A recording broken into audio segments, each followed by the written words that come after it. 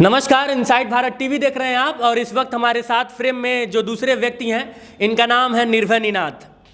निर्भय शुक्ला नाम है। निनाद इनको जब ये कविता के क्षेत्र में आए तो एक बड़े कवि से इनको यह नाम मिला, एक बड़े गीतकार से इनको यह नाम मिला। निर्भय, बहुत बहुत स्वागत है पहली बार आपका इनसाइड भारत टीवी पर। बहुत बहुत आभार इनसाइड भारत टीवी का जिन्होंने मुझे इस पटल पर मौका दिया। निर्भय निनाद का यहाँ पे आने का मंतव्य, हमारे ऑफिस पे आने का मंतव्य ये है कि इनकी एक किताब आ रही है और यह बहुत ही गौरवान्वित और गौरव का क्षण है चिल्लू पार की धरती के लिए, क्योंकि उसी धरती से मैं भी आता हूँ और उसी धरती से कई सारे धुरंधर पैदा हुए हैं और उसी धरती से निर्भय निनाद भी हैं।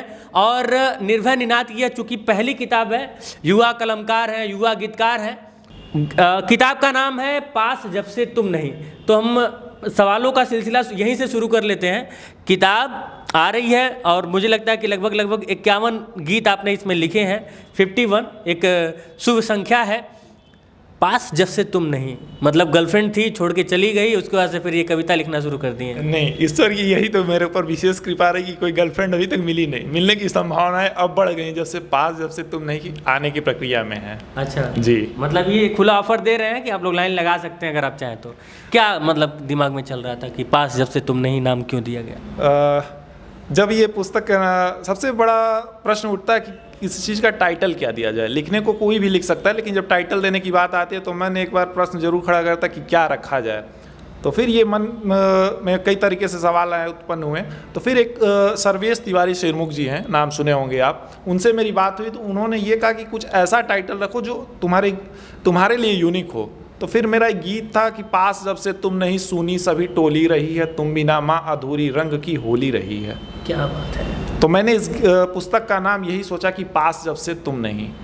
और यह गीत मैंने तब लिखा था जब मेरे एक मित्र की माता जी एक्सपायर कर गई थी। तो होली का समय था और होली की जस्ट 1 महीने पहले वो एक्सपायर हुई थी। तो ये मैंने गीत लिखने की कोशिश मतलब आपने मित्र की वेदना में यह गीत लिखा था और उसके बाद से फिर उसी गीत का एक लाइन आपने इस किताब के लिए चुन लिया? जी बिल्कुल।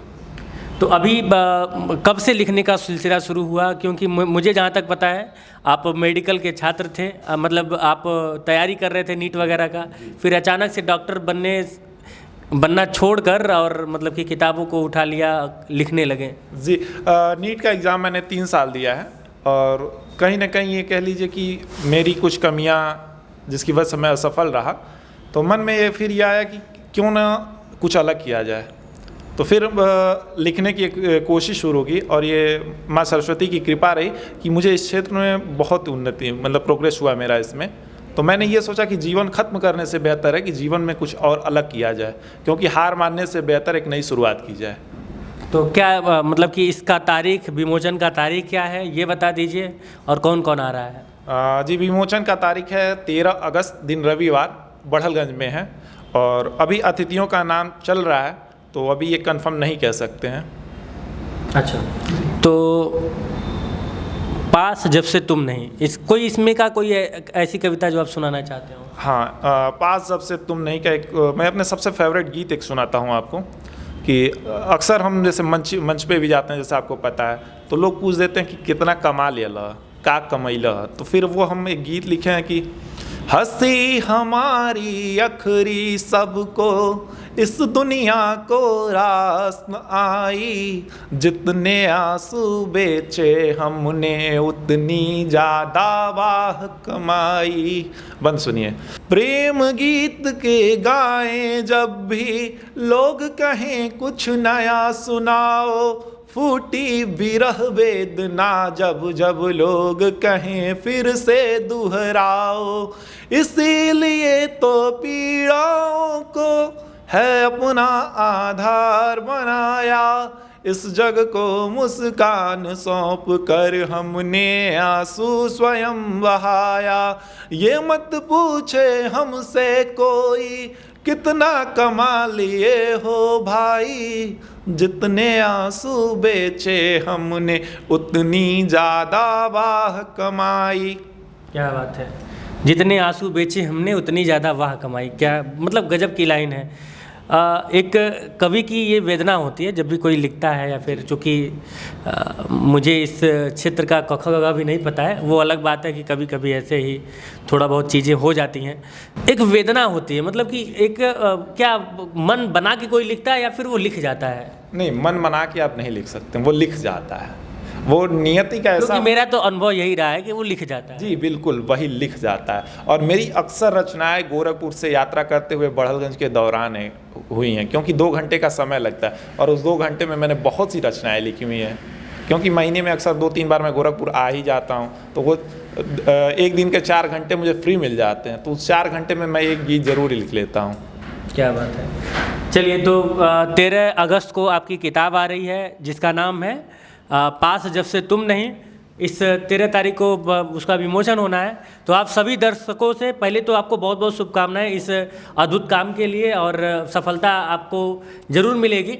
बाकी जो है चिल्लू पार के और गोरखपुरिया जितने भी लोग हैं, पूर्वांचल माटी के जितने भी लाल हैं, उन सभी लोगों से एक दरख्वास्त है कि यह किताब ज़रूर आप लें और इसको पढ़ें।